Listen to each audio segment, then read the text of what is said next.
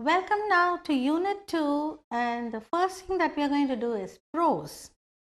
And this is more of a patriotic kind, and we are going to read about a very patriotic person, that to a lady.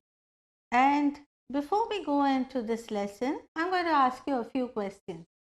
Are you patriotic? Do you love your country? Are you proud of your country, India? I'm sure you are. And have you heard about our national leaders who fought for the freedom of our country? Okay.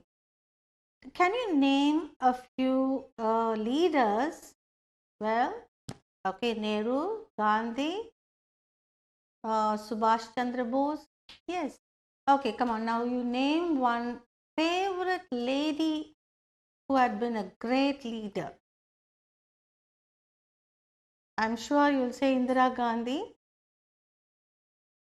Have you heard about Sarojini Naidu?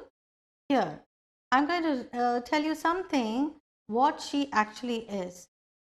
O woman of India, let us join Gandhiji in his freedom struggle. Do you know who gave this call? Was it Nehru? No. Was it Patel? No. It was a woman. Yes, you're right. It was Sarojini Naidu. The Nightingale of India. Sarojini Naidu was called the Nightingale of India. Do you know why? Do you know why she was called the Nightingale of India? Because she used to write beautiful poems and they were so musical in nature, and that is why she was called the Nightingale of India.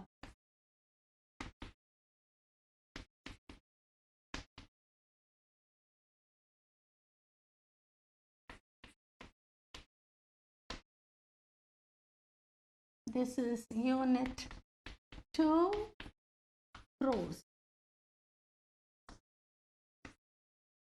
Okay. Sarojini Naidu was a great patriot. She was a renowned poet and orator. She was a popular heroine of the 20th century. She is fondly called the Nightingale of India. Her birthday is celebrated as National Women's Day. Sarojini was born on February 13th, 1879 in Hyderabad. Her father was Dr.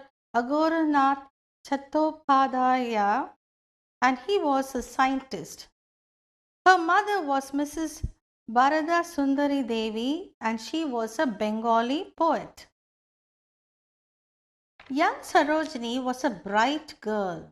She was tender-hearted and full of love for the motherland. Her father wished her to become a mathematician or a scientist, but she liked poetry. Once she was working out an algebra problem, she was unable to find the solution. She took a break. During the break, she wrote poems in English. Then she wrote a long poem titled as The Lady of the Lake. Her father understood that she was interested in poetry. He encouraged her to write poems. She wrote poems vividly with simple ideas. Her poems could be sung easily. Her famous collections were The Bird of Time and The Broken Wings. Sarojini got married to Dr. Govind Naidu when she was a 19-year-old girl. In 1916, Sarojini Naidu met Mahatma Gandhi. She joined willingly the freedom movement and non-cooperation movement. She dedicated herself to the freedom struggle of her homeland. In 1931, she accompanied Gandhi to England for the Round Table Conference for Indian-British Cooperation. In 1942, Sarojini Naidu took part in the freedom protest. She was arrested for her anti-British activity and put in jail for 21 months along with Gandhi. She fought vigorously for the rights and well-being of the Indian women, and she was responsible for their awakening. She was successful in re-establishing her self-esteem among the women of India. After independence, she became the governor of Uttar Pradesh, and she was the first woman governor in India. She passed away on March 2nd, 1949. The Nightingale of India became immortal, leaving us with her poems and songs. Now, as we all know, the Nightingale of India, Sarojini Naidu, she was born on February 13th, 1879.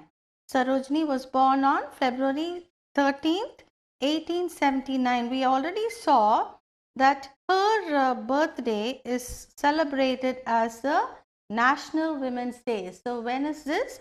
February 13th. And her father was a scientist and her mother was a Bengali poet.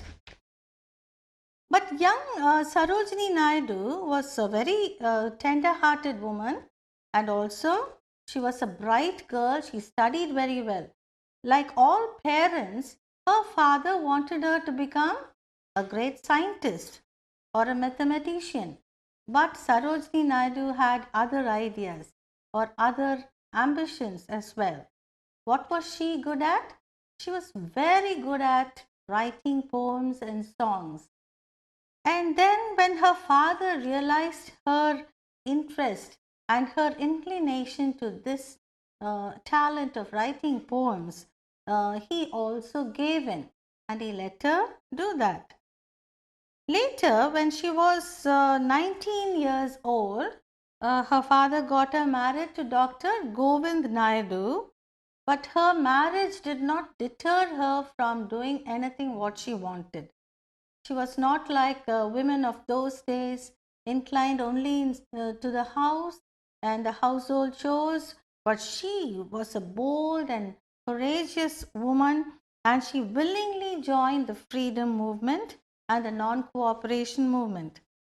She dedicated herself fully to the freedom struggle, joining with Mahatma Gandhi.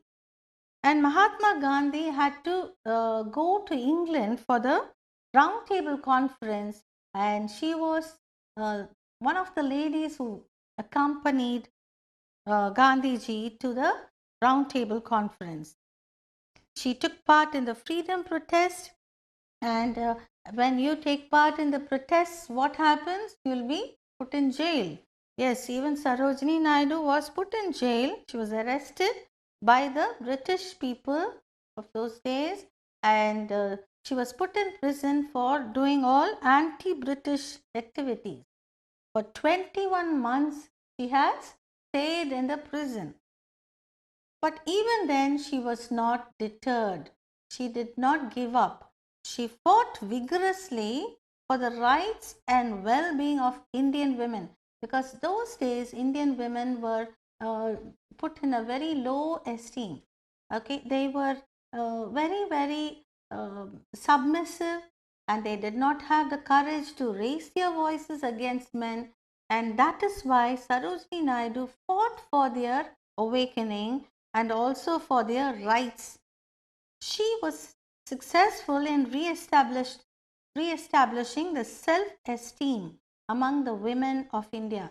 So, when they were treated like this, women were uh, always thinking so low of themselves, and they had a very low self-esteem. So she said, come on, let's fight it out. We have to come up in our dignity, and she fought for it, and she was successful too. So after independence, after India became an independent country in 1947, August 15th, India attained its freedom. After that, she became the governor of Uttar Pradesh, and she was the first woman to become the governor in India. She passed away on March 2nd, 1949. Though she is no more, Her poems and songs are still alive. She may be dead, but her poems and songs are still alive, and so we have her ideas and her writing